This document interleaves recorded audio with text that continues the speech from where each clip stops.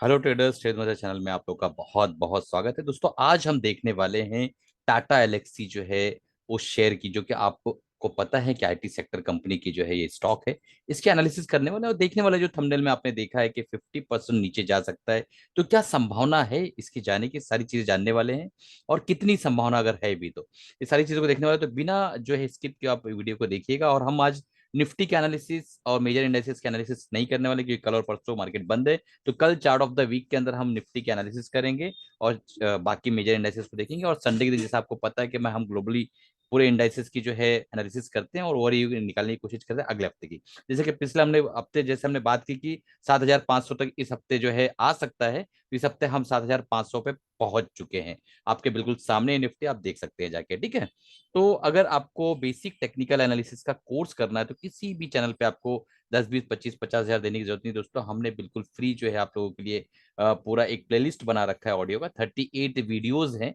इसके अंदर जो है आप जाकर एक बार, दो बार, 10 बार रिपीट कर सकते हैं, कोई इशू नहीं है, बिल्कुल फ्री ऑफ चार्ज है। तो हमारे चैनल पर बिल्कुल फ्रीली जो है बेसिक टेक्निकल एनालिसिस अवेलेबल है। इसको आप सीखिए। अब चलते हैं टाटा एलेक्सी के चार्ट पर और देखने की कोशिश करते हैं कि ये किस तरीके से परफॉर्म कर रहा है, किस तरीके से इसका प्रदर्शन हो रहा है। अब देखिए, अगर डेली टाइम फ्रेम में चार्ट लगा तो कोरोना कार्यकाल के पहले ये स्टॉक लगभग लगभग 500 से 1,000 के बीच में ट्रेड किया करता था।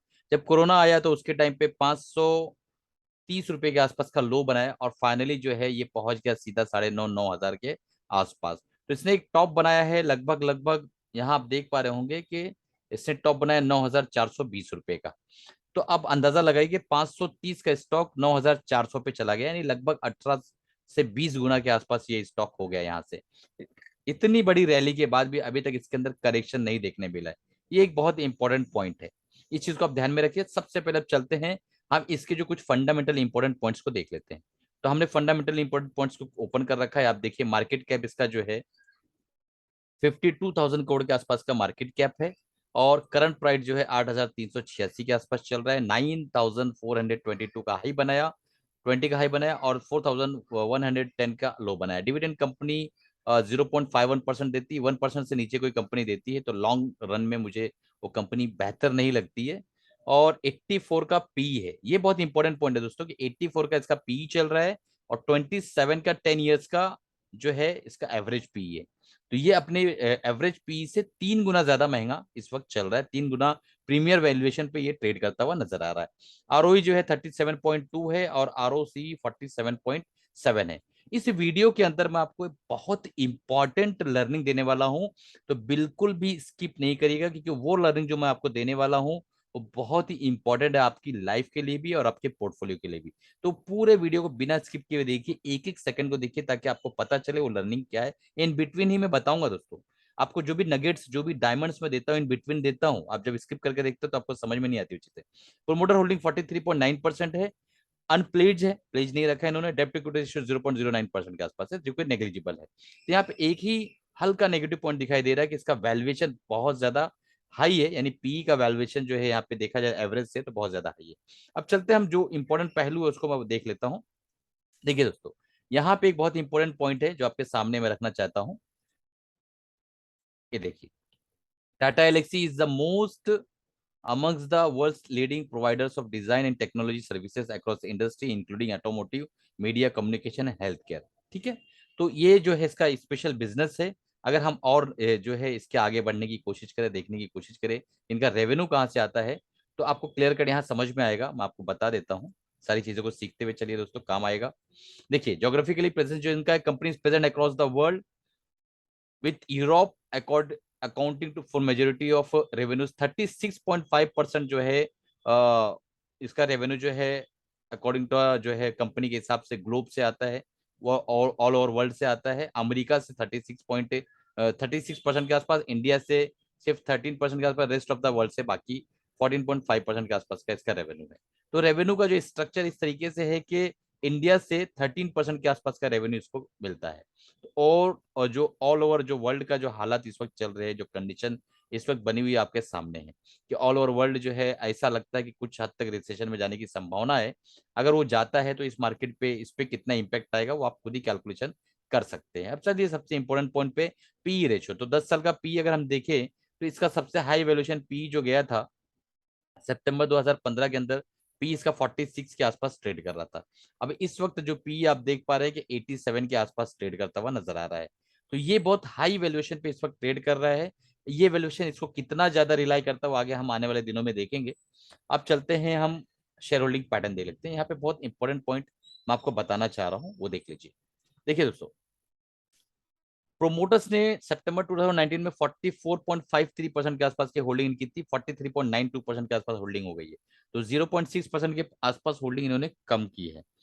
और एफआई की होल्डिंग 7.70% के आसपास थी, जिन्होंने बढ़ाकर 15.17% के आसपास की होल्डिंग इन्होंने कर ली है। 15.17% के आसपास की होल्डिंग इनकी एफआई की हो गई, यानी अपनी होल्डिंग को इन्होंने दुगना कर लिया है। ये बहुत इंपॉर्टेंट पॉइंट है कि एफआई इसके अंदर अपनी होल्डिंग को कंसिस्टेंट बढ़ा रहे हैं।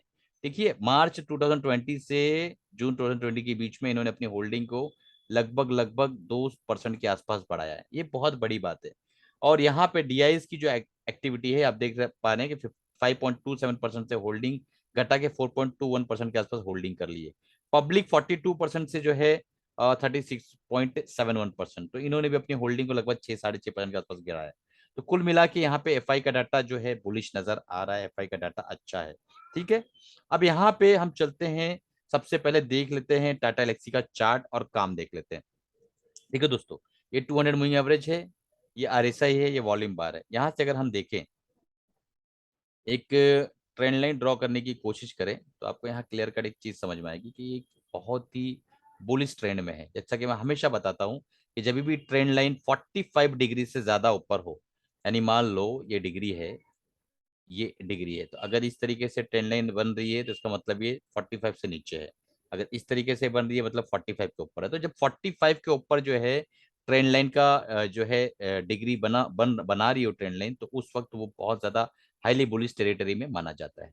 तो अब यहाँ पे हमारे एक चीज समझ में आती है कि यहाँ से अगर हम एक यहाँ से भी एक ट्रेंड लाइन ड्रॉ करें, इस जगह से, तो हमें समझ में आएगा कि एक तरह का ये सिमेट्रिकल ट्रायंगल पैटर्न बनता हुआ नजर आ रहा है। ठीक है, यहीं से हमारी एनालिसिस की बुनियाद पड़ेगी। हम अब अंदाजा लगाने वाले हैं कि शॉर्ट टर्म में क्या कर सकते हैं, लॉन्ग टर्म में हम क्या कर सकते हैं। इससे पहले हम आगे बढ़े, एक छोटा सा आपको अनाउंसमेंट था कि हमारा जो एमएसएम बुलेटिन है, मैंने एक बहुत इंपॉर्टेंट जो है एक कोर्स बहुत दिनों से मैं डिजाइन करना चाह रहा था, इसको पिछले महीने मैंने लॉन्च किया है। ये जो कोर्स है दोस्तों, इसके अंदर आप 3 महीने का सब्सक्रिप्शन सिर्फ और सिर्फ 875 के आसपास ले सकते हैं। अगर हम हमारे जो है आप पहले से ही सब्सक्राइबर है चैनल के यूट्यूब के, तो 2000 का इसका कॉस्टिंग है 3 महीने के सब्सक्रिप्शन का। इसको 875 में आप ले सकते हैं, क्योंकि 60% हमारे सब्सक्राइबर को मैंने डिस्काउंट दे रखा है। पहली चीज, इस कोर्स में आपको मिलेगा क्या वो देख लीजिए।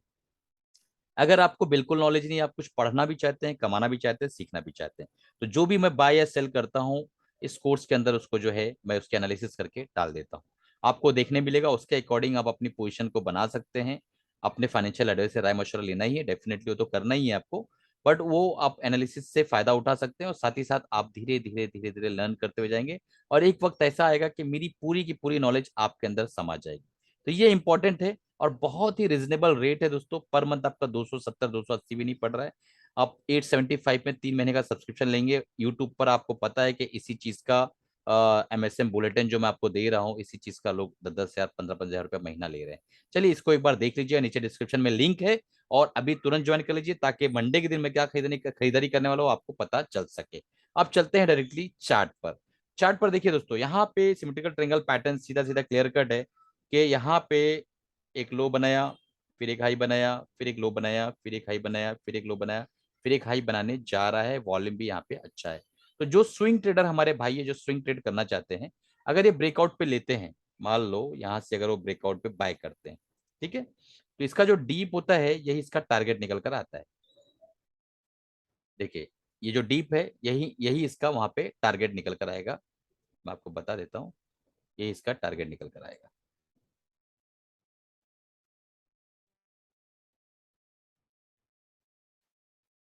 थोड़ा सा इसको हम नीचे कर लेते हैं, फिर मैं आपको बताता हूँ।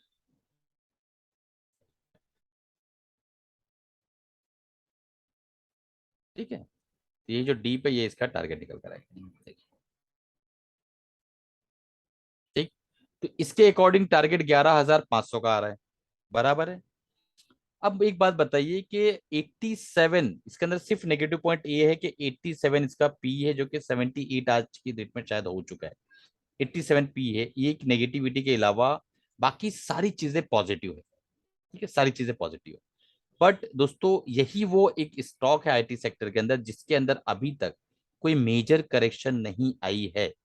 तो अगर आप स्विंग ट्रेडर है तो आपको स्टॉप लॉस को ट्रेल करते हुए चलना है। मान लो आपने ब्रेकआउट पे देखा कि एक अच्छा ब्रेकआउट हो गया है और नीचे आरएसआई भी मजबूत है, वॉल्यूम भी अच्छा है, तो आपको सबसे पहला इंपॉर्टेंट काम ये करना है कि यहाँ पे वीकली टाइम फ्रेम में आपको कन्वर्ट हो जाना है। ये देखिए वीकली टाइम फ्रेम आ गया। अब यहाँ पे आपको जब भी इसके ऊपर ब्रेक करे अच्छे कैंडल के साथ तो आपको बाय करना है, और आपका स्टॉप लॉस 7636 के आसपास होना चाहिए, उससे नीचे आप स्टॉप लॉस मत रखिएगा। 7636 का आपका स्टॉप लॉस रहेगा। मैं एक बार यहाँ पे आपको इंडिकेट कर दूं, 7636 या 7600 रख लीजिए, ये आपका स्टॉप लॉस होगा। टारगेट आपका यहाँ पे निकल कर आ रहा है 11500 के आसपास, बट दोस्तों आप जो है 9900 के आसपास आप टारगेट अपना बुक करना शुरू कर दीजिएगा। पहला टारगेट हमारा इंस्टेंट टारगेट 8800 का आ रहा है। उसके बाद दूसरा जो है लाइफ टाइम हाई है 9400।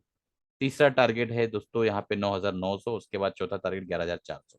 तो चारों टारगेट को अचीव करने के लिए सबसे इंपॉर्टेंट पॉइंट जो मैंने आपको बताया वही अगेन फिर से बता देता हूँ, आपको स्टॉप लॉस को ट्रेल करते हुए ना चलना रहेगा।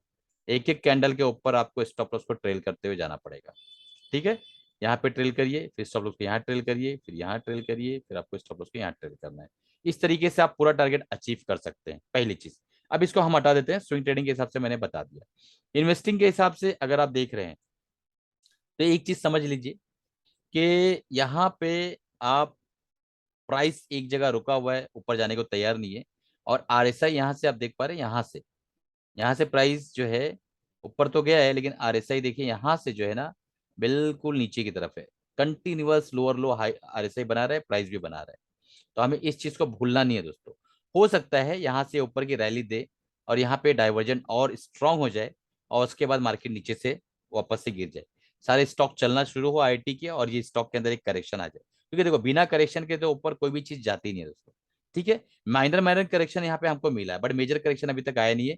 अगर कोरोना से हम देखें यहाँ तक तो आप देखेंगे कि यहाँ पे सिर्फ और सिर्फ जो है एक बार करेक्शन आया, लगभग 38.2% तक का भी वो करेक्शन नहीं था। देख पा रहे हैं, उससे पहले ही वो वापस ही ऊपर की तरफ जाने लगा है। तो अगर स्विंग ट्रेडर है, ब्रेकआउट मिलता है तो आपको बाय करना है, ब्रेकआउट नहीं मिलता है, वो भी ब्रेकआउट कहाँ मिलता है दोस्तों, आपको अगर ब्रेकआउट मिलता है अ, अगले हफ्ते 8000 जो है 500 के ऊपर अगर जाता है तो आपको बाय करना, अदरवाइज आपको बाय नहीं करना है। ठीक है, देखिए यहां से अगर करेक्शन होती है तो मुझे ऐसा लगता है कि इस स्टॉक को एकदम साधारण तौर पे दोस्तों 5400 तक आना चाहिए, क्लियर कट। ठीक है, हालांकि मेरा भी इन्वेस्टमेंट इसके अंदर है, बट इतना आना चाहिए। अगर ये पेन बर्दाश्त कर ले जाता है, यहां तक ये आता है, इस जगह तक ये आता है और अगेन फिर वापस जाता है, तो ये समझो एक मजबूत स्टॉक जो है स्टॉक बन जाएगा। एक स्ट्रॉन्ग स्टॉक तो ऑलरेडी है, इसके अंदर मजबूती बढ़ जाएगी। ठीक है, तो यहां तक इसको आना चाहिए। अगर ये आता है तो बहुत बढ़िया बात है, और डायरेक्ट निकल जाता है तो आपको बिना ट्रेलिंग स्टॉप लॉस के तो बिल्कुल भी काम नहीं करना है। चलिए इसी के साथ अलविदा चाहता हूँ। उम्मीद है कि आपको सारी चीजें समझ में आ गई होगी, और चैनल सब्सक्राइब नहीं किया तो सब्सक्राइब कर लीजिए, बेल बटन दबा दीजिए दोस्तों। और मिलते हैं अगले प्रोग्राम में अगले वीडियो के साथ। कल चार्ट ऑफ द वीक जो है बहुत इंपॉर्टेंट है, उसको देखना मत भूलिएगा। और जैसा कि मैंने आपको एप्लीकेशन के बताया, एमएसएम बुलेटिन जो है बहुत ही बढ़िया प्रोग्राम है, आप उसको जाकर चेक करिए, नीचे डिस्क्रिप्शन में मैंने लिंक डाल रखा है। और एक डिस्क्लेमर था कि अगर आपको कोई बाय या सेल करना है, जो भी मैंने एनालिसिस किया है सिर्फ और सिर्फ एजुकेशनल पर्पज से किया, कोई बाय सेल रिकमेंडेशन मेरी तरफ से नहीं है। ठीक है।